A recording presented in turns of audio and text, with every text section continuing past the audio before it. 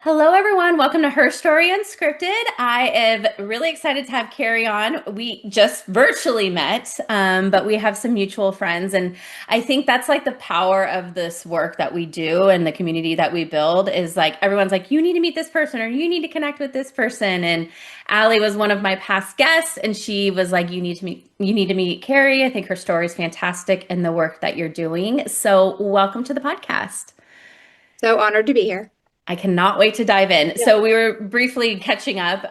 Kara and I sit in the same life age, and we have kids, and we've had career pivots. And so I think this is going to be a beautiful conversation. But tell the listeners a little bit about like who you are, where you live, a little bit about your family life, and we'll just get on to it. Yeah. I'm Kari Brunson Wright, and I'm live in Seattle, Washington. I've lived here for 26 years, the longest place I've ever lived. I'm originally from the South, Okay. North Carolina and Virginia, and I moved to Seattle via New York City. And I didn't plan to make this my forever home, but this is where I live now, and I don't see any move in sight. So, and I'm married. I've been just celebrated my seventh anniversary, and I've been with my partner husband for 12 years. We have two children, an almost 6-year-old boy named Ren and a 4-year-old girl named Ruby. They're 18 months apart. I can't It's even a imagine lot. what that would be like. Yep. People are like, oh, 18 months apart. Like how far along were you when, like postpartum when you had your child? And I'm like, oh, 9 months postpartum, like got pregnant, and then yeah, two little children that it's almost like raising twins. Are So you done? done.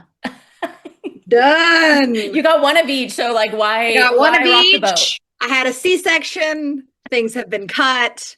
Yes, like done. Done. Oh I my think gosh. it would break us if we had another child. We just got a puppy.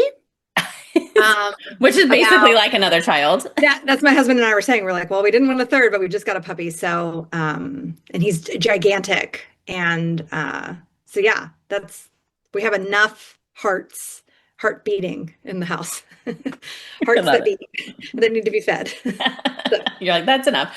I always say I can never keep plants alive until recently because I feel oh, like my kids are now a little bit more older and more self-sufficient. So now I feel yeah, like I can actually keep a plant alive. And so that's like totally. my new passion. There you go. Plant babies. So Yeah. true. So you've had three big career pivots. I want to hear the first two, and then we're going to dive into where you're at now. Yes. So I had mentioned before that I moved to Seattle via New York City. When I was 14 years old, I got into a very prestigious ballet school called the School of American Ballet. Hmm. And it is the feeder school for the New York City Ballet, which is probably one of the top companies on the globe. Um, and so when I was 14, I moved to New York City. I lived in a dormitory, but I moved away from home. I was going into 10th grade. And I did that for 3 years. And I went to school at this school called Professional Children's School for 2 hours in the morning. Then I would go and I would dance. I would go back to school for 2 hours in the afternoon. And then I would dance through the evening. And then I would do my homework, eat, go to sleep, repeat 6 days a week. Wow. And I am quite tall. I'm 5'9". And the New York City Ballet has different uh, heights of dancers, but I was definitely more like my body style was more in the style of this company in Seattle called Pacific Northwest Ballet. And so every summer that I was in New York City, I would come to Seattle to dance, and there was like a 6-week intensive. And I ended up moving to Seattle in 2000, and eventually joining the Pacific Northwest Ballet Company. And I danced for almost a decade with the Wow. company. Yep. And it was incredible. Some of my very best friends are from that time. And just to be able to be like, I was a professional ballerina is, That's it's pretty a cool. lot of little girls' dreams. And I had a really beautiful and lovely career that was a mixture of a lot of like the corps de ballet sort of teamwork. I was a swan in Swan Lake and, did almost every show of Nutcracker. But I also got a lot of opportunities to kind of do solos on stage and have these really amazing experiences where I was in sort of more of that like principal role. And so I felt like when I ended up retiring in 2009, like I made the decision for a bunch of I reasons. was going to ask, like, what Yeah, makes you not want to do that? I would think it yeah. was like the hustle and bustle and probably the wear and tear on your body. Sure, sure. Well, when I retired, I felt like I really felt satisfied. There was a Mm. satiation of like, gosh, like I've really lived this beautiful dream of mine. And like, could I have more? I really, really could. I could have gone up the ranks and like kept dancing for another 10 years. Um, but I think there was a silent undertone of that I didn't really know who I was. Mm. And I had spent so much of my life at that point, um, you know, 14 years, no, sorry, 24 years of my life, Oh. um, just dedicating myself to this craft. And I was actually like, I was really struggling with my mental health. I had an eating disorder. I was, um, I was so immersed in just like this single myopic point of view that it was really, really hard for me to like extend kind of my curiosity past Mm. kind of what was serving just dance. However, while I was dancing, I was teaching myself how to cook. And I started a food blog, which is funny because at the time I was like, no one was monetizing food blogs. It like just like wasn't a thing. It was like 2005. Like someone the other day I was listening to a podcast say like in 2011 there wasn't even the internet. I was like, well, there was the internet, but Yeah. 2005 to when I stopped my blog in 2012, it kind of like wasn't a thing. And so I started this food blog and I started teaching myself how to cook for the point to just like have more like nourishment Mm. to perform better. And I really, really loved this like end of the day ritual of coming home and then making this like big meal and then like photographing it and then like writing about it. And so I got into this sort of mode and the kind of months before I decided to retire, which was sudden, I got a small injury because I was sort of doing double duty. I was doing all these principal roles, but I was also in the corps de ballet dancing. And so that's usually what happens right before you become a soloist. Like you're doing just a lot of work. Mm. And I got a tiny stress fracture in my foot. So I ended up going that summer and working in a restaurant. Um, and it doesn't really necessarily matter the full connection, but it's interesting. But the people who hired me to move to Seattle, their son started a restaurant. And so I went and I worked for him. He's a big restaurateur in Seattle. And I just fell in love. There was this moment of like, oh, like there's so much more to the world. Yeah. There's people with like different mindsets and different backgrounds. And like all of us, all of my dancer friends, like we all had sort of come from a very similar file, similar Mm. template, if you will, with very similar personalities and that similar drive. And I think that the world of food it was like a little bit land of the misfit toys. And I liked that. Like there was some curiosity that I was really digging into. And there was a lot of similarities to dance, just like the like preparation and then you Mm. have your service, which is like the performance, and then you clean up at the end and then you start again at the next day. And it felt like the ritual of the work felt so similar yet different. So I suddenly retired with like zero strategy, zero plan.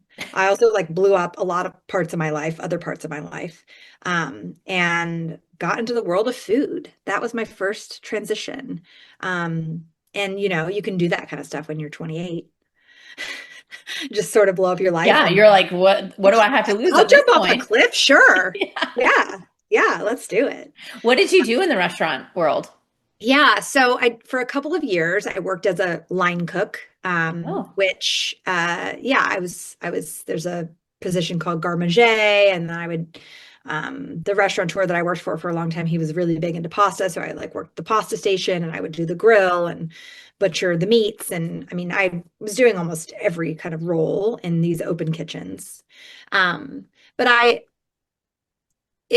knew it wasn't for me at the end Mm, of the day. Like I didn't realize how much of an entrepreneur you are when you're a dancer because there's a lot of autonomy, right? Like you're there, you're in this like group, but you're also kind of like your own brand, you're the mm, dancer, you have this name. And I just found that I like didn't, I needed to sort of feel special, if you will. mhm. And I definitely needed freedom, more freedom than what this job was offering me. And so I was like, okay, well, what could I do? And so I started teaching cooking classes. I Mm. really loved that.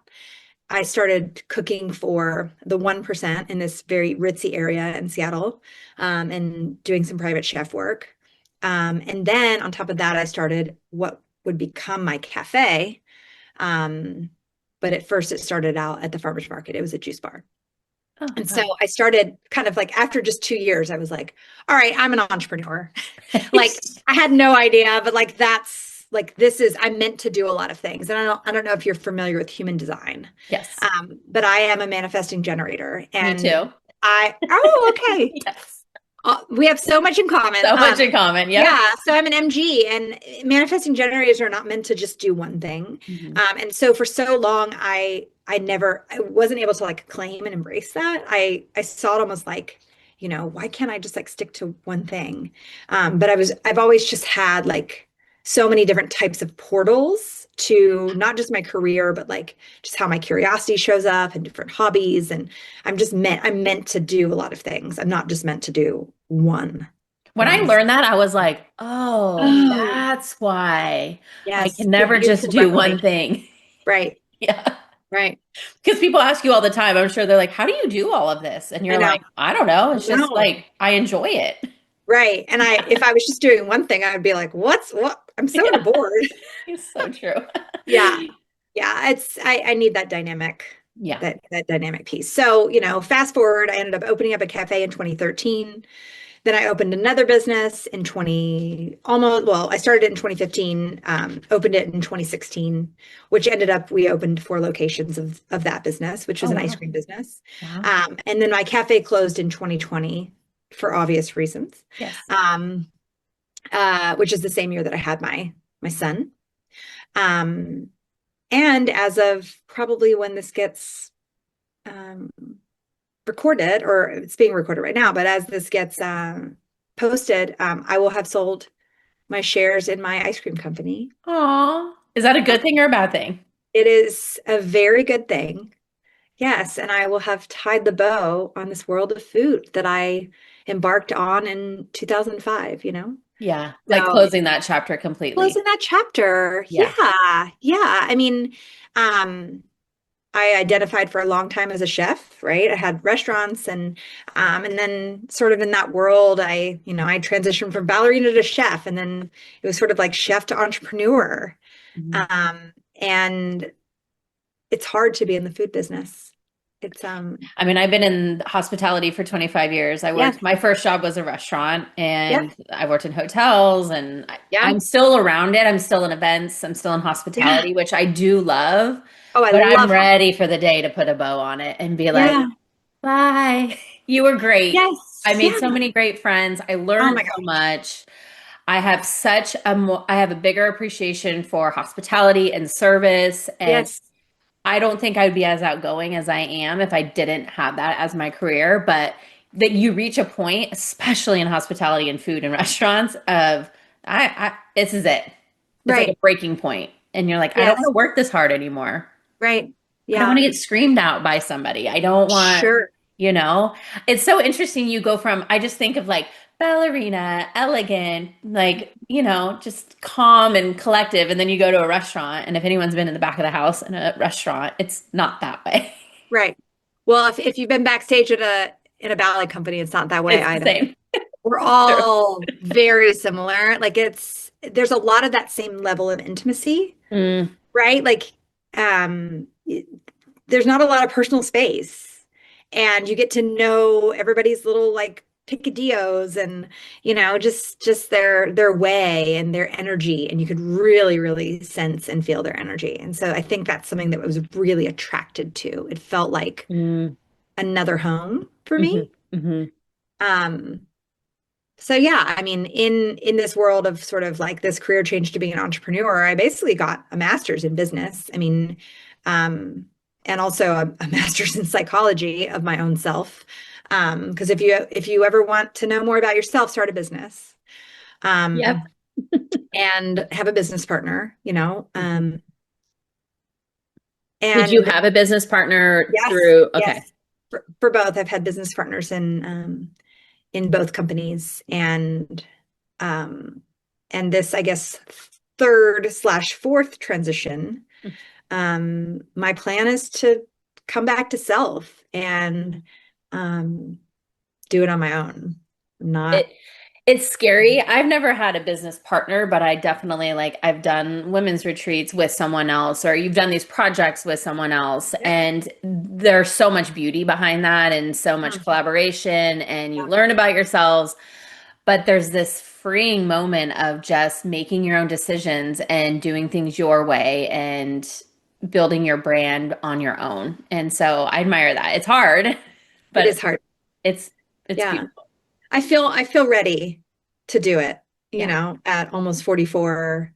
Um, yeah, I mean, I feel like group projects, the only group project I'm doing right now is working with my husband.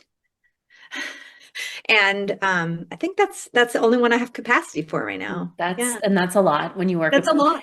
Yeah. yeah, yeah. Two young children. So what's the new adventure? So I do have Yeah. a quick question back to food Yeah. because I was on your social media and I was scrolling and I was like, "Oh my God, all these beautiful food." Are you like kiboshing food at all? Like are Yeah.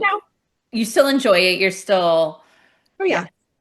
Yeah, so the way that food is, I mean, there's been a red thread of everything that I've done. Yeah. And that red thread is like wellness, right? Mhm. Um, Originally, not that ballet was all about wellness, but like there's a huge component of my life that it was just like eating well and working out and like having the most sort of optimized like facility, if you will. Mhm. And then, moving into food, I ended up opening a cafe that was healthy food, but very, very good. A lot of vegetables, fiber, protein, lots of color, and really great for the microbiome. And so I was trying to always like, I really, really wanted to have someone come into my cafe or eat the ice cream. I had an ice cream company and really like feel, well, first of all, that they were having like an amazing culinary experience, but also like that they left like feeling a little better, maybe Mhm. emotionally with the ice cream and maybe like physically with the lunch or the breakfast that I had cooked for them. Then when they came in, and that's still that like, that nourishment piece is still a huge part uh, of me. And even if it's not manifesting through food, like that wellness and nourishment is like sort of this red thread in my life I feel like I want people to, when I'm interacting with them, to like feel better than they did before I interacted with them, either through dance, through food, and now through personal development work. I love it. So Yeah. talk about your new business Yeah. and the work that you're doing. Yeah. So in 2019, I I had this ice cream company and I had this cafe, and in my ice cream company I was like I had taken on this role of CEO, founder CEO. I was like, what does that even mean? We're doing multiple million dollars a year and I'm not scooping ice cream anymore. I'm leading people. I'm coming up with strategies. There's a mission, there's a vision, and a lot of that felt like my responsibility. And so I was like, okay, I need to hire a coach. I have a therapist. That's so great. I'm like working on my stuff, my patterns, but like, how can someone like hold space for me in business, and kind of help me be a better leader? So I hired this coach. She's lovely. We're still in touch. I would call her sort of like this mentor expander position in my life. But I was with her for a couple of years, I guess it was like late 2018, early 2019.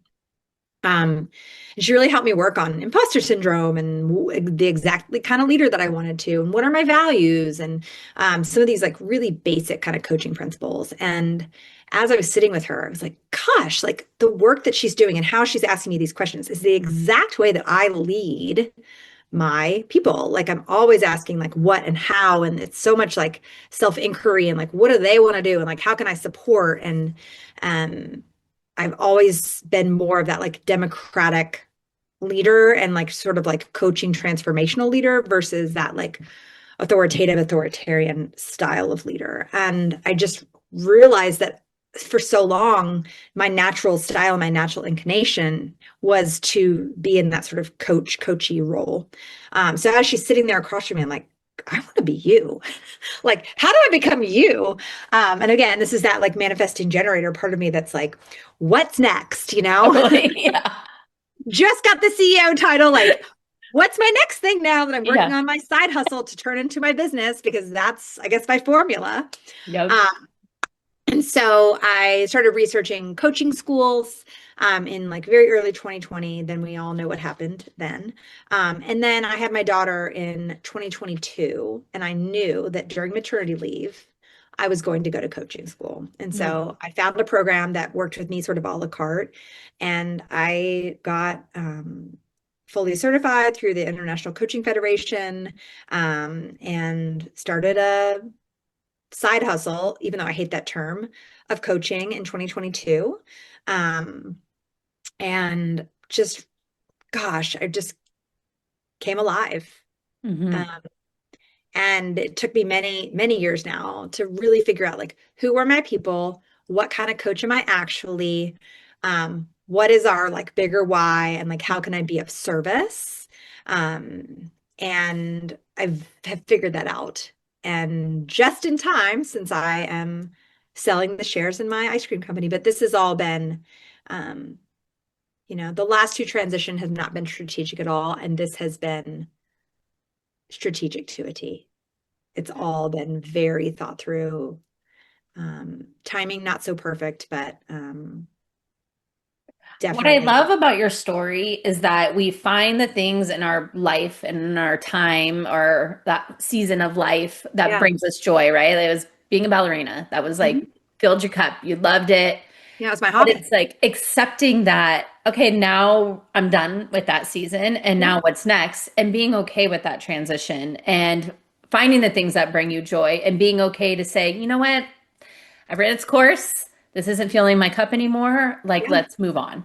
Yep. And a lot of people just get stuck in that forever. And you Mhm. see it in them. They're miserable. They hate their lives. You know, it's just there's life is too short to be stuck in something that you're not proud of and that you don't find joy in. And so why not? And that's what I love about you. And I've done that. I'm in that process as well, but Yeah. there's so much power in that. Yeah. I mean, it's so interesting. And I think this is what happens. But I've kind of become the coach that I needed in 2018, 2019. Like, Mm-hmm. I go very deep on values. Like, we really do a lot of like future casting. We do a lot of work on identity, on blocking. I'm certified through the internal family systems model. And so I use a lot of that work. It's called parts work in my coaching conversations, just to get to sort of like excavate those questions. Because I don't know about you, but I didn't learn that. I Mm-mm. had a mother that was extremely successful, and my father was extremely successful. And all I saw was a very linear path to success. Like, this is what it looks like. But it wasn't ever like going inward and being like, what does it feel like to feel satisfied? What Mm-hmm. do I want my nervous system to do? What interests me when no one else is looking? Not what pain, shame, programming, society, etc. has said, but like when I just sit with me, with my like I am, like what do I want? What Mm-hmm. lights me up? And to really quiet all that noise and the societal noise, and especially nowadays with like all the AI stuff that's happening and people losing their jobs, like we're gonna have a huge awakening to back to like this new paradigm of like self, and how can we contribute as self, Mm-hmm. um, and how can we be more satisfied not just in career but like in more of this eudaimonic framework that is about way more than just what we do for a living. So good. In your Mhm. title, though, you have psycho spiritual. Uh-huh. What does Yeah. that mean? Tell us what Yeah. that means. Yeah. So it's I identify as a psycho spiritual leadership coach, and I put that in there because I am not an executive coach. Can I coach executives? Yep, 100%. I was an executive. I'm happy to have that sort of framework.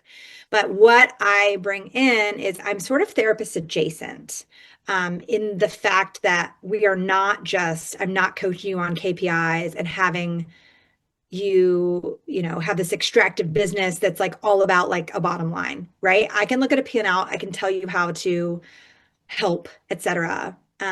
Your business. I can create structure and framework. I do consulting in that exact realm. Um, However, I'm extremely into this idea of regenerative business and thinking about how we can also do that for self. And so when I think about, okay, like this idea of like core values and like what's your personal why and what is this like recipe for being well that you have, that takes more of this like psycho spiritual approach because it's psychology modalities and techniques with some spirituality Mm, involved in there too. And for me, spirituality does not mean religion. It means like there is something larger and greater, and like how do I intuit from universe, source, etc., to know where what's right and mm, what's not right for me. hmm. So some of my clients and I, like, we pull a tarot card at the beginning of our time together. Other people, we don't do that. But every single person is working in like an energetic modality, whether they call it boundaries or whether we call it auric edge, right? Mm, Like I can meet each person where they're at, but the essence of it is the same, which is like this is more than just career coaching or just business coaching or just executive coaching. This is like the full whole person. hmm. Um, and that the psycho spiritual model feels like the most congruent to what it is that I do. I never like I thought the spiritual thing was a little I talk about it a lot like very woo-woo. That was Sure. not in my world probably a few years ago. Mhm. And then I started to do like women's retreats and be in the presence of women who, see a bigger thing and manifesting and vision boarding and like Yep. all of those things. And man, it has changed my life, Yeah. and it's just so cool to like it isn't a religional. I'm not religion. Like I am not. I don't believe in that stuff. But I Right. do believe that there's somebody up there in the world, like watching over me. And the more I pour out there, the more things come back. And so it is one of those things that have like absolutely changed my perception of life Yep. and made me more of a happier person and grounded person. Sure. Yeah. I mean, I use a lot of like energetic modalities, right? Mm. If you think about, for example, the moon being able to pull the ocean back and forth with the tides, right? Like, is that science or is that spirituality? And it's science, but so much of it is also energetic, but energy is also spiritual and it's also scientific. And so I don't really think that it's not binary. It's both and. Hmm. Uh, and I mean, for example, manifestation really is just us tapping into what's called our reticular activating system, which is like similar to, okay, let's say that you think to yourself, I want this thing, right? It's very similar to if you were to buy a red car and then all of a sudden you see red cars. Are there actually more red cars or are you just now noticing that thing? And that's what manifestation is. You're saying, I want to start noticing this thing because I've put it out into the world. And then you go and your compass starts turning towards that thing that you're putting out there. So you're having more opportunities to say yes. So that's how I see it. And Yeah. manifestation and the way that I have, I coach people on manifestation all the time. And it's not passive, it's extremely active through aligned action and unblocking and making sure that you have people that are expansive to you, that show you that it's actually possible. And with all that, that is how manifestation happens. And it's more of this like, it has more of a scientific approach, truly. Hmm. I love that. Yeah. What a great person. Like, I didn't even think of it that way. It's Yeah. so funny, like when you're pregnant too. It's like as soon as you're pregnant, you see all these like pregnant women. Yep. It's always like that weird thing. But the car thing is Exact, definitely relatable. exact same thing. Yeah. So you're with your coaching, do you do one-on-one coaching? Do you do I group do. coaching? One-on-one. I do. Yeah, I do a combination. So, um, I mostly do one-on-one, and I work with people on retainer, which I think is really Mm, unique. So once we work together, I'm like your person, right? Like I text with my clients and I email and I give homework. And I can usually tell pretty quickly, like within the first month or so, if it's working for someone mhm. in how they engage. And I find that like the more effort that you put in, like the more you're going to get out Yeah. of it. So yeah, so I work on a retainer model. You only work with women? No, no, I work with any gender. It doesn't really matter. You Yeah. know, the only thing I guess I ask energetically is that they have a good balance of both masculine and feminine energy, right? Again, Mm, a lot of people are coming to me for career and it yeah. feels like a very like masculine energy having nothing to do with gender, but you know, very action oriented and wanting the job and wanting the thing and wanting to do the resume and all that. But then also we have to like balance that with that yin energy of that feminine as well, and knowing that we need to go inside and like be, you know, have that self inquiry and doing a lot of like the internal work as well. So um really I don't care who you are. I just that there needs to be a desire to have Mm. both of those at the same What are time. you seeing in the work that you're doing? The number one Hmm. problem or the Yeah. number one thing people are working through?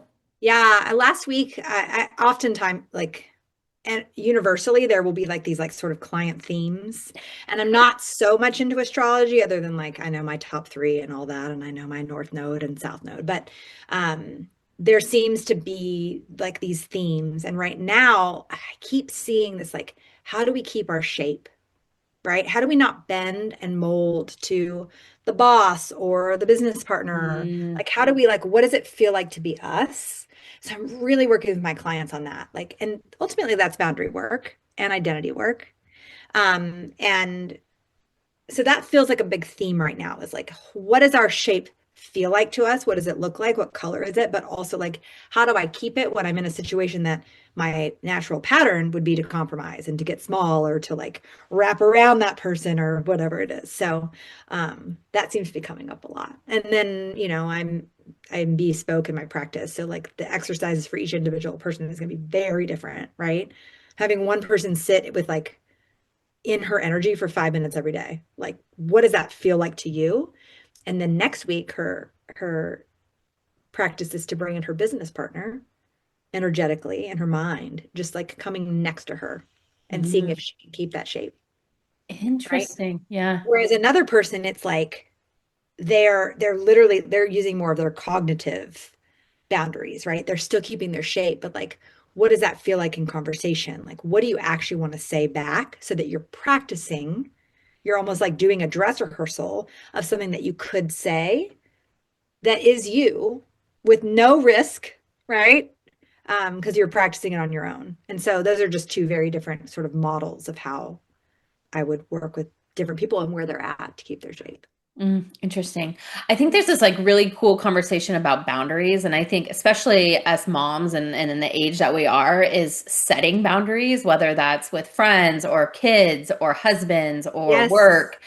I feel like, at least for me, that's like something that I'm like struggling with is like, how do you set those boundaries? right. But it's almost like the conversation around shaping yourself, right? It's like knowing who you are, knowing where you're sitting and like where you can bend and not bend. And I've always just bent because I'm a people pleaser and I want to make Right. everybody happy. And, you know, I come from, you know, my kids, I'm not with their father anymore, so I don't see them all Yeah. the time. So I bend because I want to make them happy, but it's like literally ruining everything because I've done that so much, you know? And so Right. now I'm like trying to like figure out what those boundaries are to Yeah. bring things back home. Yeah. Yeah. I mean, it's so interesting. The opposite is always the medicine, right?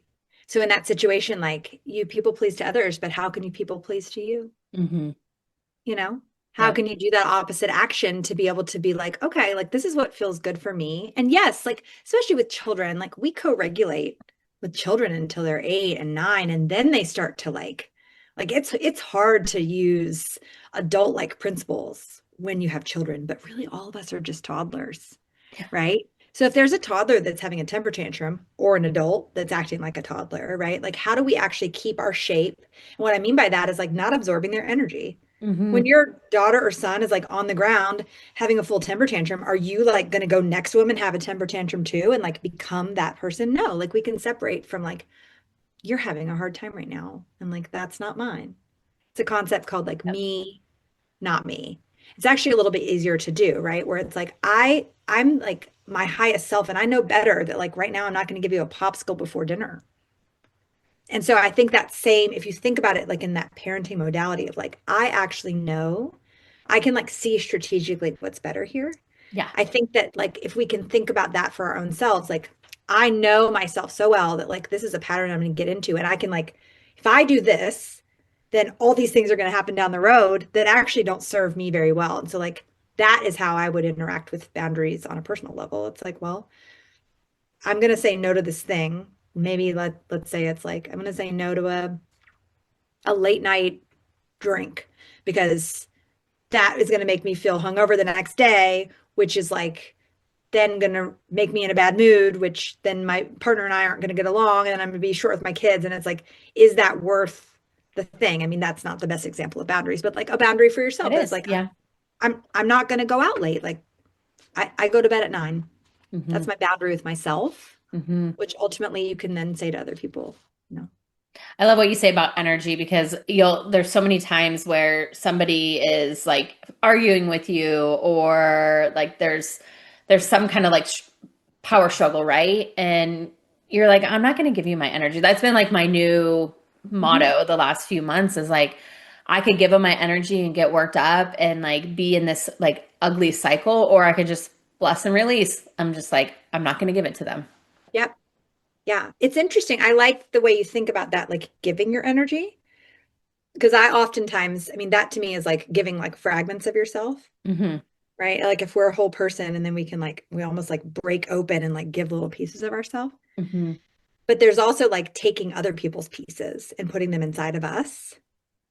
And so a lot of the work that I do, and I again, I really like the way you're like, I'm giving my energy to someone, not necessarily absorbing theirs, but Yeah.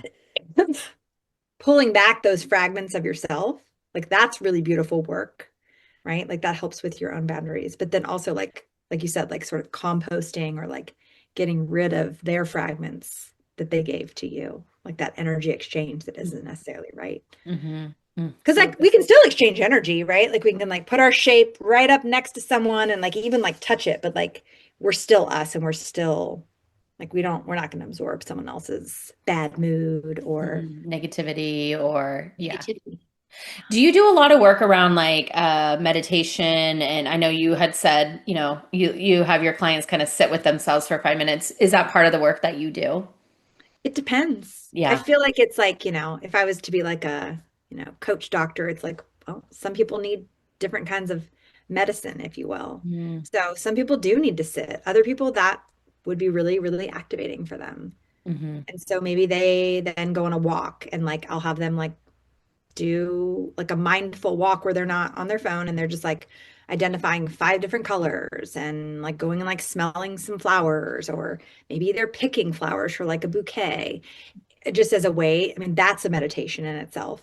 It's more of an active meditation, but where you're really ultimately all meditation is how do you focus on sort of like one thing, whether that's like your third eye center or a mantra or whatever. It's like, how do you have stuff come in, but have it almost be like seeing it like a cloud that like passes you by, but the blue sky is still what you're focusing on, and you're like letting all those things just sort of be as they are. Mm-hmm. So I love yeah, that. so some people need it and other people don't, or they're not ready. Yeah. But again, I don't think there's one prescription for everybody. That's what I love that you curate that based on your client and what Oh they yeah, need. And, there's not yeah, one size fits all. And we all are in different walks of life or different seasons. And like, how do you work through that? yeah, yeah. And I as I as I do my own personal development work, which I do lots of, Yes. like I have this like gigantic toolbox of different things. And sometimes I'm like, gosh, like I don't have an answer for you right now, but I'm going to think about maybe over the next couple hours, like what I think would be helpful for you based on what I know, right? Mhm. Because so much of the work that coaches do or should do, even though I hate that word, is like actively listen and be like, I think this is what you might need. Put it on, try on these clothes. If it doesn't work, that's okay. Like I can come back with something else. But Trial and error sometimes. trial, yeah, Yeah, I love that. So I know you don't work exclusively with women, yeah. but a lot of my listeners I are mean, women, the of majority. course, Yeah, everyone. Maybe my husband might listen once in a while. yeah, But what is like I mean, you've gone through like massive up and flow in your career and in your life. So many really cool things. But like if you could think back, what was like the one thing or one advice that you could give someone that's kind of like sitting in a place of messiness right now to help inspire them? yeah. Oh, I mean, I I'm always just such a fan of getting quiet Mm, and coming back to self. And I think there's so many different ways to do that, but gosh, like when we just quiet and we can start listening to the whispers, like they've always been there. mhm, And there's this quote, like the universe whispers until it screams. And if most of us, if we look back on like we heard the whispers and we just kept them really like we like pushed them down.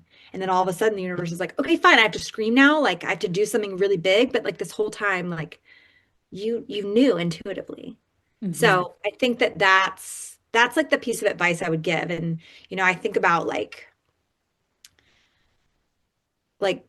I'll use this transition out of food. Like I have had these whispers for years and years, knowing that like it was time. It was time for me to move on. And those whispers could sometimes come like in a somatic way, right? Like just not excited about the work or um they also came in just like where I noticed myself kind of, you know, being lit up by something else. Like, ooh, like there's so much curiosity that I'm having at this particular thing, or even just like um, watching myself play small, mm, knowing that, and yet still doing it, but then later being like, that was a moment right there. Like, why did I do that? Why did I go into my patterning, and why did I mm. silence myself? So, um, yeah, I think just we all have that inner knowing. It is in there. Every single person has it. And we have to quiet ourselves down and really spend time with self to be like, what do I like? Yeah. What do I want to do? What feels right for me? And that can feel really, really uncomfortable, but like that's the medicine. Mm, that's so good. I love that. I want to leave that there because I think that is like so many women need to hear that. Yeah. And it was so beautiful. I love your story. I love your journey. There's definitely so many like bits and pieces of it that can relate to, especially restaurant space, Oh my gosh. Yes. chaotic as it is. Yes. And so thank you so much for being here. Thank you for telling your story. And I can't wait to see what's next. We'll put in the show notes like how everyone can find you. And if, somebody feels connected to you, hopefully you can make some connections for some, potential clients. I would love Um, it. and yeah, so thanks for being here. Thank you.